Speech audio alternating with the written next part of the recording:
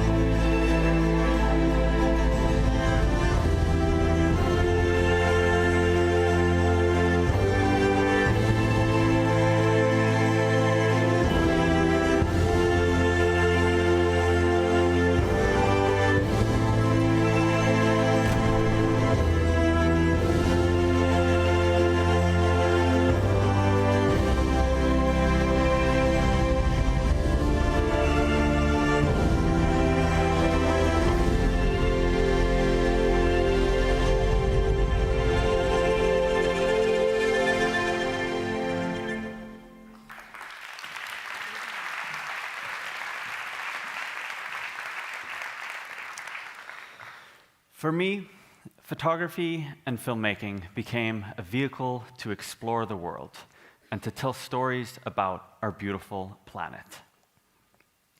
And I don't always travel far.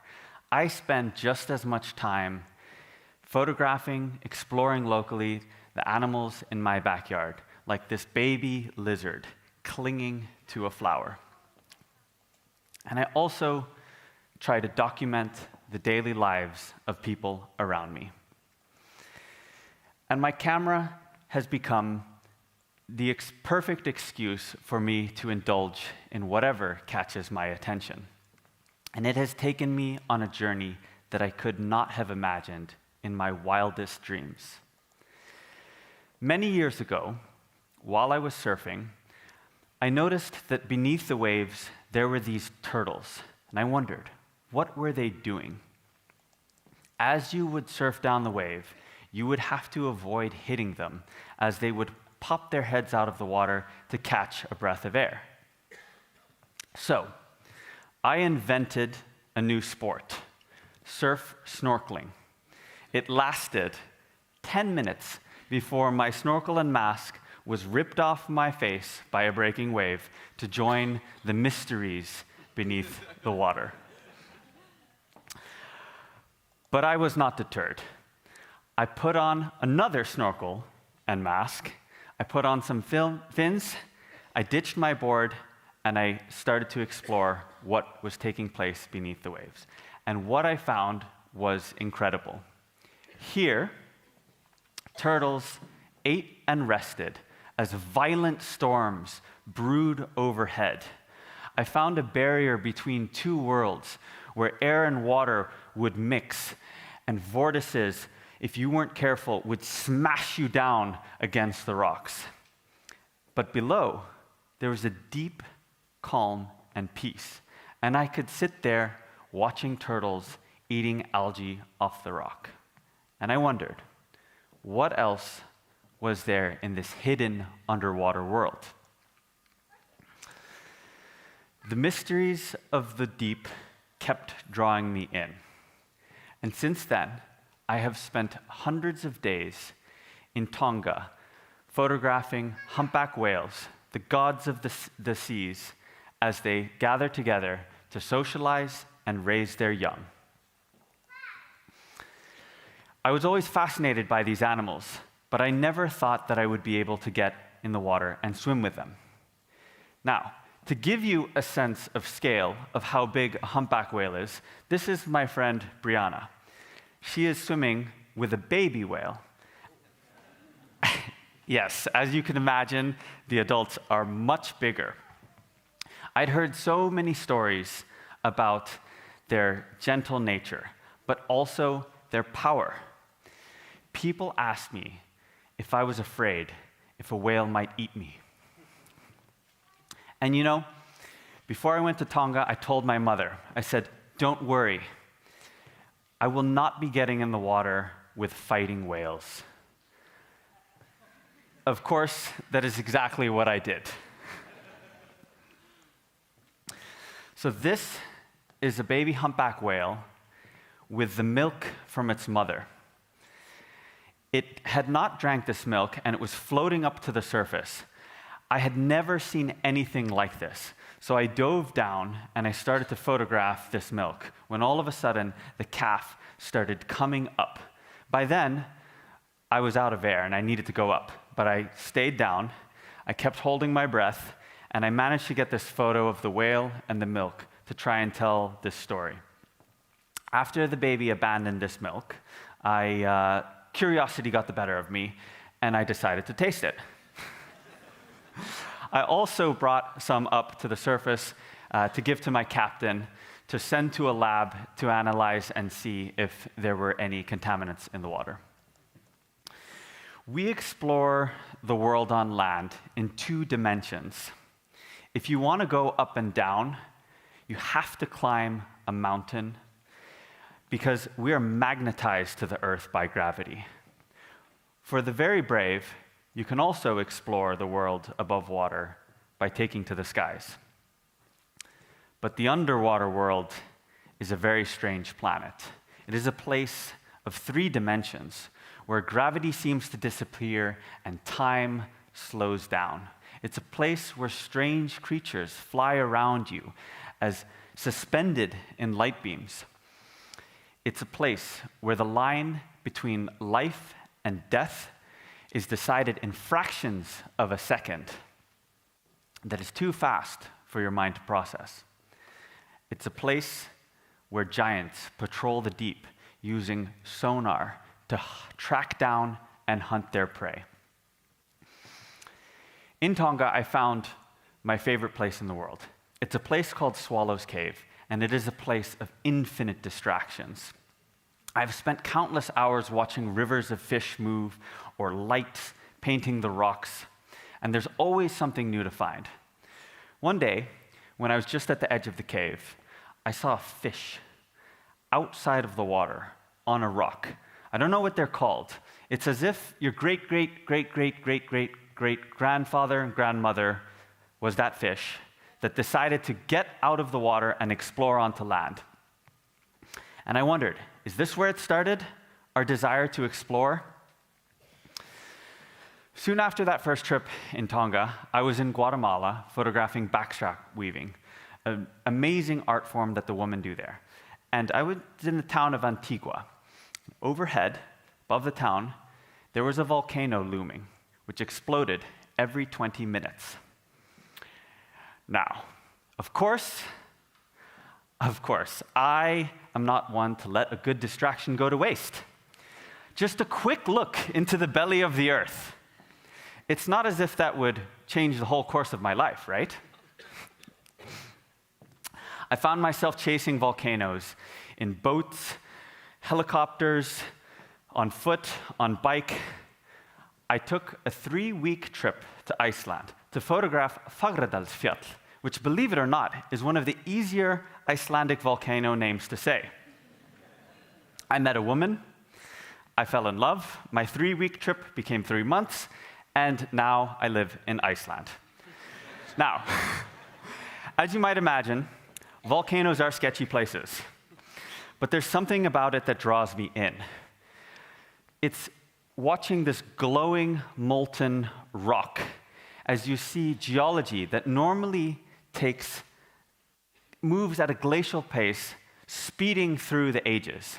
And I have found myself staring into rivers of lava as night falls and the sun rises. On one special occasion, me and my friend had decided it was time to leave the volcano. A few hours later, we were still staring into the pool of molten rock when we started to see this green glow start moving above the volcano.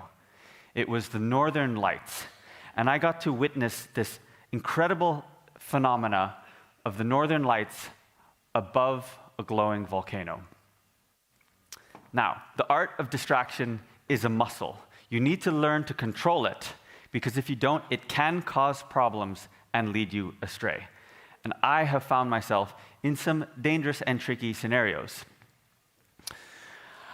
I found myself once in Mexico, barefoot, no shirt, no water, tracking this coyote through the desert as the sun went up, a few hours away from where I had started. I have also found myself as my scuba group disappears, and there I am alone with my buddy, panicking because we realize we're in the middle of the ocean alone. And so now I prepare for distraction. I bring extra food, I bring gear, and I bring good company. It's important to know your limits and respect nature. Now, it might look like distractions only happen in wild places. So I want to show you a very real-world example from a few days ago, a video that I took with my phone, as many of us were outside a town in Porto, waiting for the bus, and entomologist Sammy Ramsey found this ant milking aphids the way that a farmer tends to its cows. In the beginning, people told me that I should focus on one thing, that I needed to specialize. Of course, it sounds like great advice, but I ignored it. I photographed everything around me, from flowers to insects and people, documentary, and I got to explore alien worlds here on Earth. But I always dreamed of going to space. So I applied for the Dear Moon project, and in 2021, and out of 1 million people, I was one that was selected to be one of 8 artists to go aboard the Starship rocket around the moon. My life became entwined with space. Sadly, the Dear Moon project was canceled, but the lesson stuck with me. You don't need to take the conventional path in life to dream big, to do something meaningful.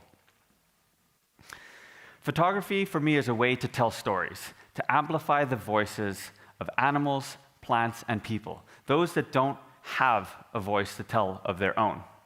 In the beginning, it was all about beauty and aesthetics, but I soon realized the importance of protecting these natural spaces. See, when you take thousands of photos and videos, the world only sees a small fraction of those. You know, you might put it on social media, and if you're very lucky, you might be graced with the glorious voice of Sir David Attenborough narrating over your footage. But most of it sits on hard drives collecting dust. And there's all of these activists, scientists, and organizations, nonprofits, that don't have access to high-quality media to tell their important stories. And conservation does need to take priority. So I came up with a solution. Me and my cousin founded an organization called Kogia, which provides free photos and videos to those on the front line of conservation. And I want to play a very short video about Kogia.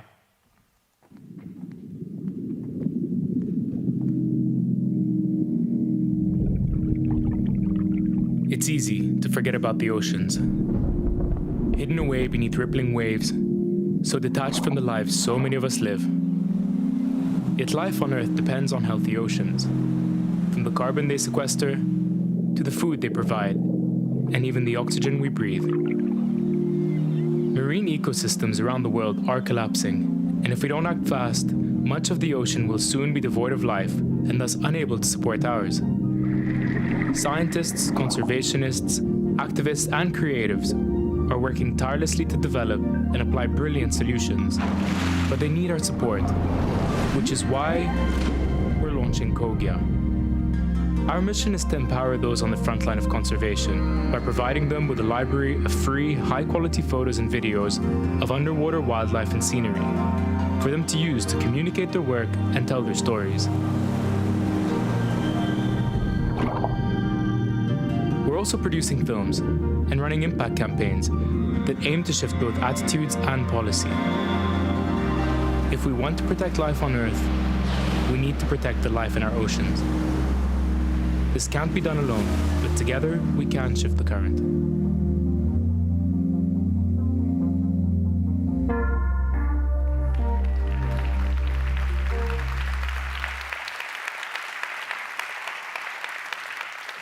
Thank you so much.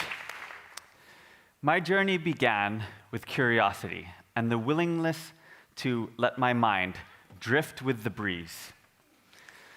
I've shown you photos and videos of far distant places, of animals that are too small to see with the eyes, and I've come to realize something. You do not need to swim in a volcano or ride a whale into battle to be an explorer. You don't even need to go far. For me, exploration is about delving into the hidden worlds. It's about getting lost in the details of life, whether it's the little creatures in your backyard or the people around you. There is so much to discover, even beneath your feet. We live in a world of distractions if you let yourself be open to them. So next time, stop and pet that cat that wants a belly rub, or follow the butterfly to see where it's going. You never know where it might take you. Thank you so much. You can see more of my